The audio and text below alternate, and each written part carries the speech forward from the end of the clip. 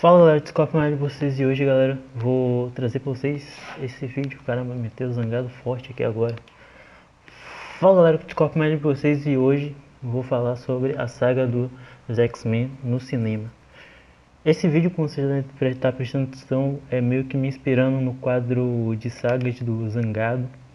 Vou trazer muitas coisas, não ser igual, tentando no máximo não ser igual, mas vou tentar aí no máximo aí fazer como se fosse um saga, só que versão de filmes. Então hoje eu vou trazer a história dos X-Men, toda a história. Eu não vou trazer o enredo completo, essas coisas, mas eu vou trazer toda a história deles ao longo dos tempos no cinema, trazendo essas coisas off-show, como se diz, off-show, não me esqueci o nome, como é que se fala, mas por trás das câmeras, se falando sobre coisas, curiosidades, algumas coisas ali daqui, para vocês, tentando ao máximo trazer mais informações, mas não sendo, sei lá, falando 1 hora e pouca de vídeo. Vou tentar ao máximo fazer o menor trabalho possível para não dar tanto trabalho ao editor. Mas é isso aí. Espero que vocês gostem desse vídeo. Comentem aí no final, quando vocês assistirem o vídeo completo. Comentem aí se vocês viram algum erro durante o vídeo. E se você for com medo do tamanho desse vídeo, não se preocupe, você pode ir assistindo de vez em quando o vídeo, como se fosse aquela comida que você guarda para comer um pouco. Você come um pouquinho daqui, come um terço dali, até que termina o vídeo. Mas não comer o vídeo, não coma seu celular, por favor. Entenda o que eu estou dizendo, assistir de pouquinho em pouquinho. Entendido? Então vamos nessa, galera. Vamos nessa viagem. A história começa na década de 60, onde dois movimentos cresciam, a contracultura e o movimento a favor dos direitos civis dos negros. E as duas figuras principais desse movimento eram Martin Luther King e Malcolm X.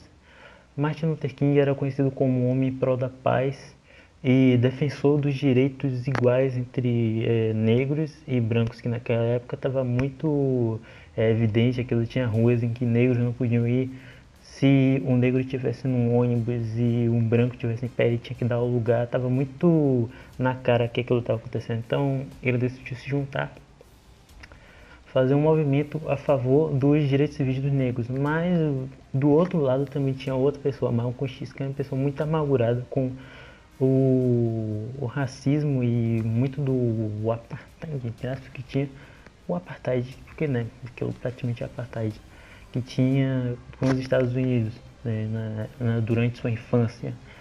E Malcolm X ele divergia do pensamento do Martin Luther King. Ele tinha um pensamento muito mais radical e defendia superioridade negra e divisão entre negros e brancos. No futuro ele iria mudar sua concepção sobre isso, nem tanto, mas iria mudar a radicalidade que tinha na concepção dele, mas durante esse tempo nem tanto. Na descrição eu vou deixar vídeo para vocês sobre os dois aí, vale a pena se dar uma olhada. Eu vou deixar vídeo sobre um documentário. Se encontrar algum documentário sobre documentário, não, documentário é foda.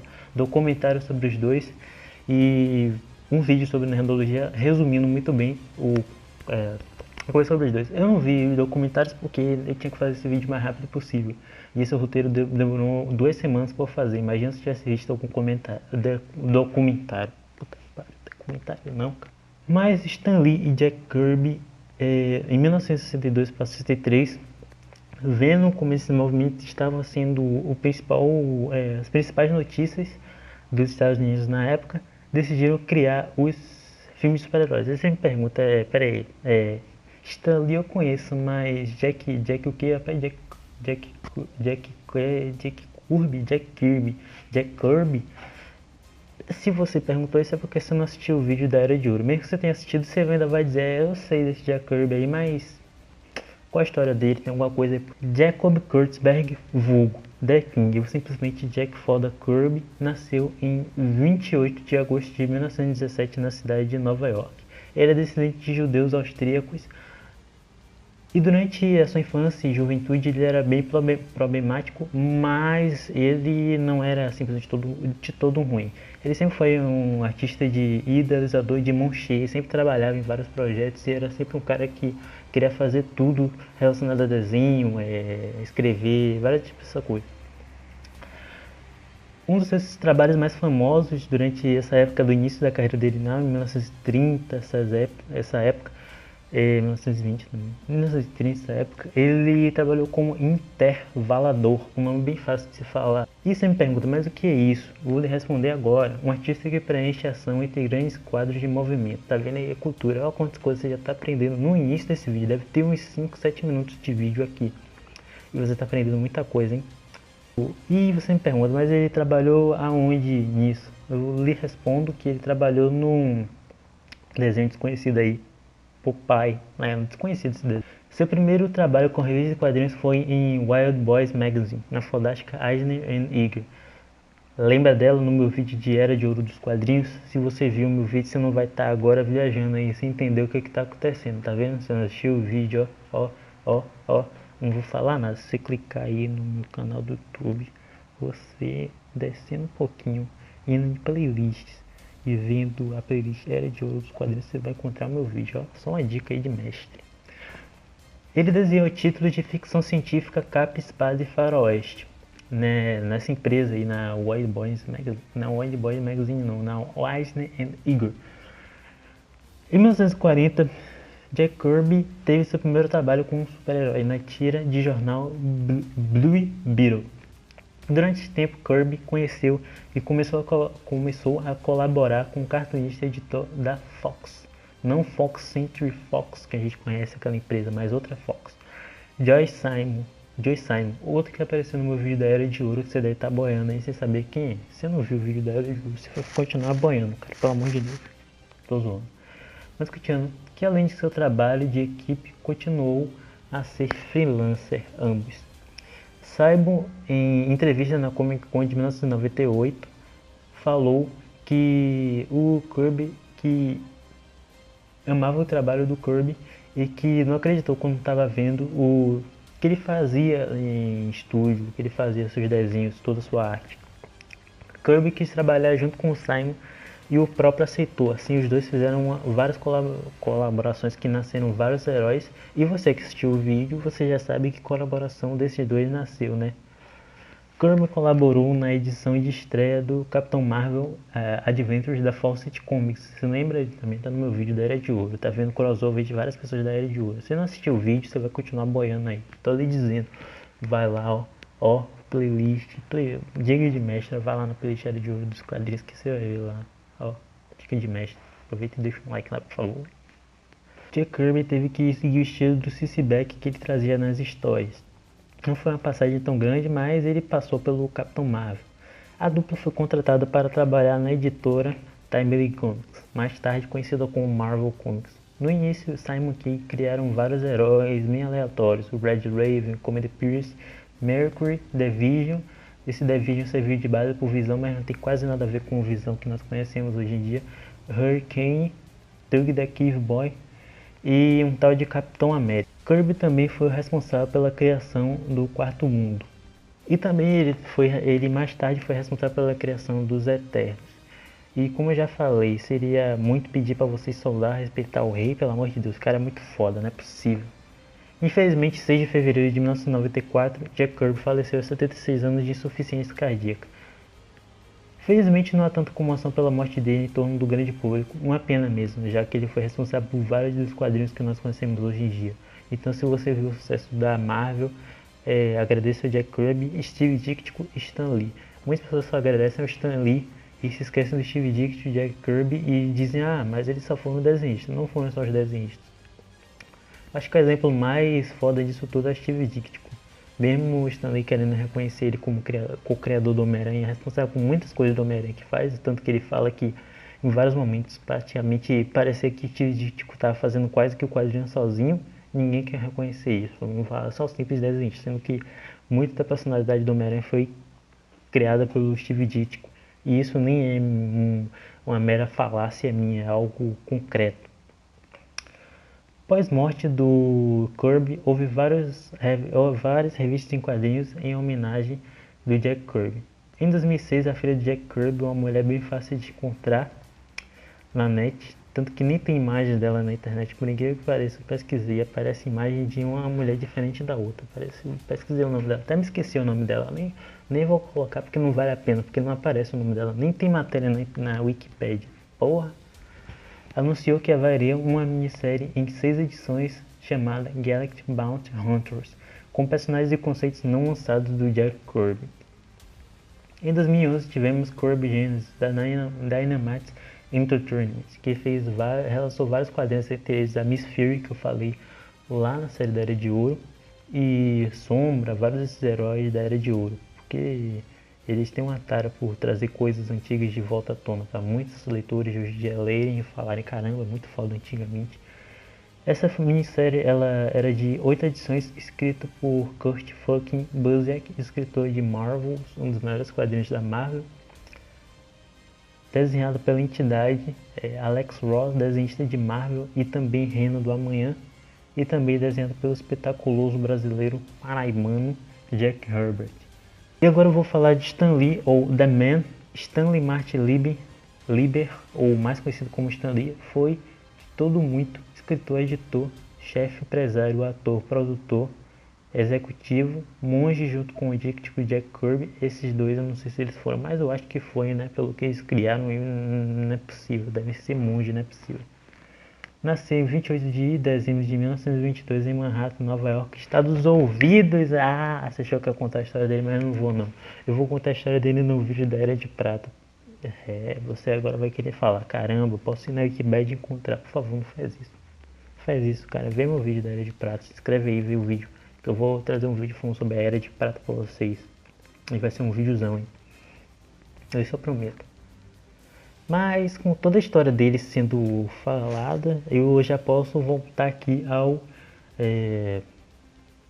objetivo do vídeo, que eu falo sobre a história dos X-Men. Então, ao mesmo tempo, Stan Lee e Jack Kirby tinham tudo certo sobre a história, e Stan Lee ele entregou todo o projeto que eles tinham para o Martin Goodman. Martin Goodman viu e disse, God Daya, qual o nome? Stan Lee falou que o nome era The Mutants. O Goodman renovou a ideia e disse que essa ideia era que nem maionese com café. É tão ruim que só de pensar dá vontade de vomitar. Ele não falou isso, mas ele achou ruim. Pelo menos isso. Após meditar algum tempo em sua casa, Stan Lee pensou no nome X-Men e então, em setembro de 1963, temos a primeira edição de X-Men, ou The X-Men, com a primeira classe de mutantes. Ah, tinha Wolverine? Não. Tinha Colossus? Não. Tinha Noturno? Não. Tempestade? Não. Quem que tinha? Anjo, ou Warren Washington III, um mutante com poderes de voo e com asas angelicais, por isso seu apelido Anjo. Ciclope, Scott Summers, um mutante com poderes de raios ópticos, mas depende, muitas vezes esses raios são tratados como ópticos, mas na verdade são raios de concussão, tanto que se fosse ópticos mesmo, ele acertaria no cara e te mataria na hora. Muitas vezes ele acerta numa pessoa e mata ela mais pela concussão do raio, não é tipo Superman. O Homem de Gelo, Bob Drake, um mutante com poderes de criocinese, ou seja, ele pode, como diz a Wiki, diminuir os átomos ao redor dele. Ele só simplesmente congela só isso, para vocês saberem. Eu não sei que vocês queiram virar físico e queiram vir falar para cima de mas ele faz isso, ele multiplica o átomo que o átomo vira. Não, calma. Esse é só um vídeo sobre quadrinhos, não é sobre um vídeo sobre física. E vocês também já querem me quebrar, né? Pô, velho, pelo amor de Deus.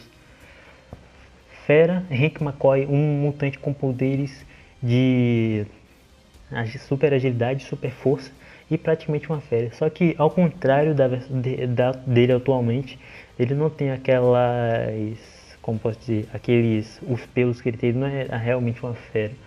Ele, como se daí tá vendo na imagem, ele tinha uma aparência mais humana, só que a única diferença é que as mãos dele eram muito grandes, o tamanho dele era grande e os pés dele também eram grandes.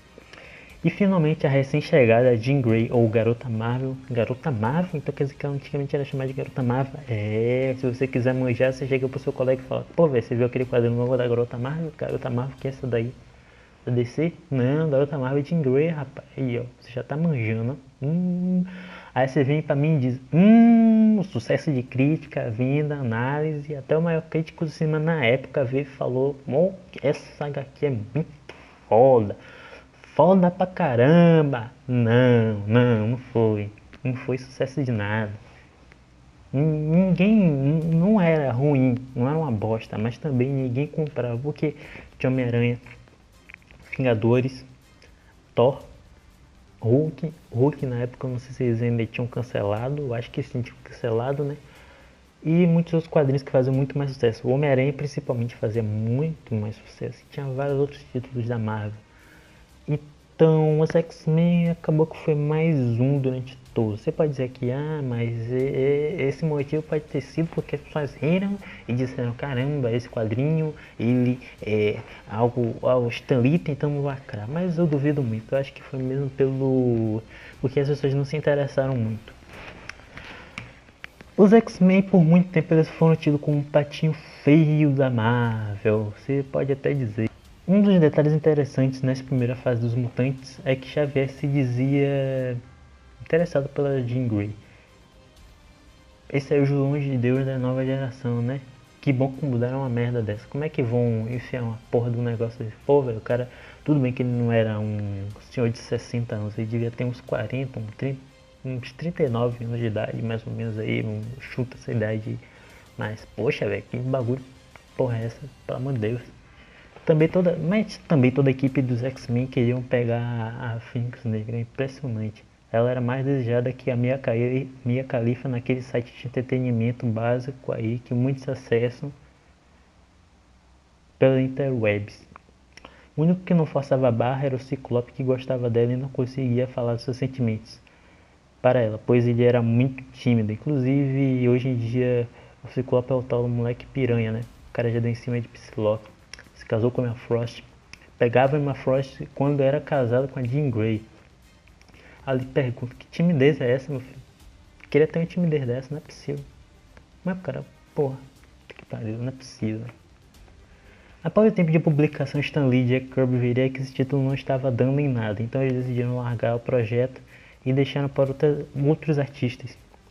Entre eles, Roy Thomas, conhecido pelos quadrinhos do Conan, que trouxe o Conan para os quadrinhos, porque o Roy Thomas não criou o Conan já existia antes, mas ele trouxe o Conan para os quadrinhos, que teve até uma fase boa com os mutantes, mas não foi algo que fez a revista ter aquele boom e voltar a vender pra caramba, mas foi algo bom. O Warner Ruff também passou pelos X-Men. Neil Adams, o artista do Batman na década de 70, no caso. Don Reck também desenhou, o Jim Steranko também desenhou, famoso por desenhar os quadrinhos do Nick Fury na década de 60. Foi inclusive o Jim Steranko o criador do logo famoso dos X-Men, aquele logo que aparece na série animada, tá ligado? Vai aparecer aí pra vocês aí. Após anos de cancelamento, não o cancelamento que nós temos hoje em dia, em 1970 a revista parou de publicar novas histórias e começou a republicar histórias antigas. Mas os X-Men ainda apareciam em outras revistas, por exemplo, a Marvel Team Up, o Magneto era um vilão recorrente dos X-Men, dos Vingadores. Mas estava tudo morno, muito morno, indo de pior a pior, a pior e muito pior. Até que em 1972, Stan Lee virou publisher da Marvel e o, na época, editor da Marvel, virou editor-chefe da Marvel, o Roy Thomas, o mesmo de antes, lembra dele? Então, um belo dia, meditando, estava Roy pensante e disse: por que não pintar? Então, ele teve uma das maiores ideias que alguém já poderia ter em toda a vida. Simplesmente ele pensou: se os X-Men representam diversidade e aceitação é diferente, por que não fazer uma equipe de super-herói de etnia e países diferentes? Para vender outros países também, claro que né, sempre tem que ter uma. Então o Roy chamou vários artistas fodas, no caso o Len Wein, escritor da Hulk na época, criador do Monstro do Pântano. Infelizmente o Len Wein faleceu em 2017. E em 1974 o Wolverine foi criado e teve um sucesso estrondoso, aparecendo em The Incredible Hulk 131, e em 1975 Dave Crockett foi chamado para criar e desenhar os personagens da revista Giant Size You-Can X-Men número 1. Fabuloso Gilken foi chamado para fazer a capa. E você me pergunta, mas o que é a revista Giant Size? Giant Size é um anual com mais páginas e maior que uma revista anual, como já diz. Mas o que é revista anual? Revista anual é uma revista que é lançada de ano em ano. Isso era muito normal naquela época. Várias revistas tinham desse negócio, a revista Homem-Aranha. É sempre lançado um especial chamado de anual de ano em ano. E esse anual dessa vez era maior. Eu não tenho exatamente o tamanho para falar para vocês do que era, mas é muito maior que o anual normal. A quarta formação de mutantes é a mais conhecida. No caso, essa finalmente é a formação mais conhecida de todas. Só não é mais conhecida que a da década de 90, mas essa daqui é mais conhecida do grande público. Que no caso é a Ciclope, Banshee, Pássaro Trovejante, Solaris, Colosso, Wolverine, Tempestade e só. Você me perguntar, mas a quarta formação? Bem, na primeira formação nós tivemos, a que eu já falei para você, que no caso a primeira classe, e na segunda nós tivemos a edição dos mutantes Destrutor e Polaris. Polaris no caso a filha do Magneto. E na história os X-Men originais ficam presos na ilha mutante de Krakoa. Sim, uma ilha mutante viva. Nada bizarro, normal, no quadrinho isso é normal, segue o jogo. Aí você me pergunta, mas poxa, você falou que tem a segunda formação que tem o Destruto e a Polaris. Você é burro? Você tá no ensino fundamental ou te Scorpion? Caramba, vem 1, 2, 3, 4. Cadê a terceira formação, meu amigo? E é isso que eu vou falar pra você. Calma, cara, eu vou falar pra você. Tem uma bizarrice que no futuro é descoberto que a formação existe uma terceira formação. E no caso, essa terceira formação, ela morreu tentando salvar durante a missão que iria tentar resgatar os mutantes da primeira e segunda formação. E o Xavier, como um bom samaritano, o que ele pensa? Ele diz, esse cara morreu, né? Ele apaga a memória de todo mundo para ninguém saber disso. E a única que sabia desse evento era Moira McTavish. Por isso eu digo, todo careca tem um DNA de filha da puta. No próximo MIB, quem vai ser pagador de memória vai ser o Xavier. Isso que eu tô dizendo, é essa coisa. Se liga, se você vê um careca aí, cuidado. Que pode ser um filho da puta. Sempre tem aquele negócio. O Toretto traiu todo mundo no Velozes e Furiosos 8. O Hitman, o Kratos, todo, não tem como, velho. Não tem como. Segue a sua vida. Se você vê um careca, cuidado. Se ele for bonzinho, um momento ele vai ter que ser filho da puta. Não é possível. Essa edição foi um imenso sucesso e estava todo mundo igual aquela música da Cláudia Leite. Querendo mais e mais. Não era beijar na boca, mas estavam querendo mais e mais, né? Vendo isso, o Len Wein, que virou editor-chefe da Marvel na época, chamou o na época iniciante mais fodão Chris Claremont, o homem, o mito por trás da fama dos X-Men que nós conhecemos. Então vamos viajar em outra história. Chris Claremont, nascido em 25 de novembro de 1950 em Londres, Inglaterra, aos 3 anos se mudou para Long Island, em Nova York, nos Estados Unidos, ou Estados Ouvidos aí. Quem já assistiu Todo Mundo Odeia o Chris já ouviu muito o nome Long Island. Na sua juventude, Chris Claremont adorava revistas em quadrinhos. O preferido dele era a revista Eagle, que tinha o herói Dunder, uma espécie de Buck Rogers inglês, mais uma vez fazendo referência a Era de Ouro, né? No vídeo da Era de Ouro. Inclusive, não sei se você já assistiu, mas eu acho que eu não falei pra vocês assistirem. Vamos lá, dá uma olhada lá na moral. Beleza? O criador de Dunder foi o desenhista Frank Hampson. Creed nunca foi chegado em quadrinhos do Batman ou Superman. Ele achava até desinteressante os quadrinhos de ambos e não gostava tanto de ler. Era tipo, é legalzinho, mas né, vamos ver outra coisa. Claremont não sonhava com roteiro de quadrinhos. Ele queria ser ator, escritor de livros, tudo menos roteirista. Ele queria ser tudo. Podia até ser garimpeiro, menos escritor de quadrinhos. Porque eu pareço que o cara não. Ele tentou até ser ator, mas ele acabou que não conseguiu. Se ele tivesse esperado a Malhação lançar, ele teria tido uma vaga com certeza. O pagamento seria salgado com água, mas teria pagamento e teria sua chance de ser ator. Sua primeira escrita, seu primeiro livro não teve muita importância, então não vou falar tanto nisso. Mas em 1969, Claremont foi contratado pela Marvel para a função de assistente editorial. Em 1975, Claremont foi chamado para escrever os quadrinhos dos X-Men. A fase dele foi a melhor fase dos X-Men em quadrinhos e finalmente vingou o que estava sendo um projeto até então que tinha muito potencial, mas acabou que não estava dando em nada. No início era Claremont escrevendo e Dave Crockett desenhando, mas depois John Byrne, ou John fucking Byrne, muito bom, e ficou no lugar de John Crockett. Em 1977, e nossa senhora, que dupla, hein? Esses dois fizeram várias histórias conhecidas dos X-Men, entre elas Dias de Futuro Esquecido e Fênix Negra, entre outros. Mas esses são os principais. Byrne é reconhecido por tornar o Wolverine famoso, porque sempre quando ele tratava do Wolverine, ele tentava mostrar mais do passado dele. Ele não fez o quadrinho Arma X que fala sobre como o Wolverine ganhou as garras de metal, não. Como o Wolverine ganhou as garras, realmente, porque até aquela época as garras não deviam ser de osso, mas de outra coisa. Mas ele tentou ao máximo dar um protagonismo dali do Wolverine, mas não era tão protagonista que nem nos filmes dos X-Men da trilogia aconteceu. Ele também criou o Esquadrão não, a Tropa Alpha, que é uma espécie de Vingadores do Canadá, o X-Men do Canadá. Eles são agentes, mas só que são agentes do governo do Canadá. Infelizmente houveram brigas entre esses dois e Byrne saiu da revista dos X-Men depois de algum tempo e foi escrever outras histórias, no caso a do Quarteto Fantástico.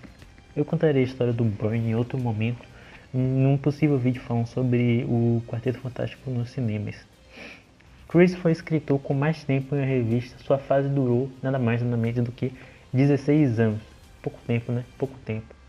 Que foi de 1975 até 1990. Opa, parei.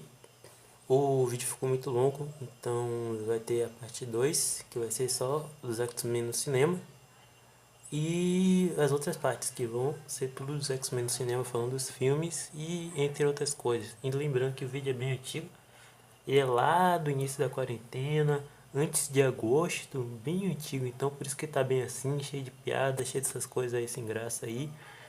E é isso aí, valeu, tchau galera, e é isso aí, fui!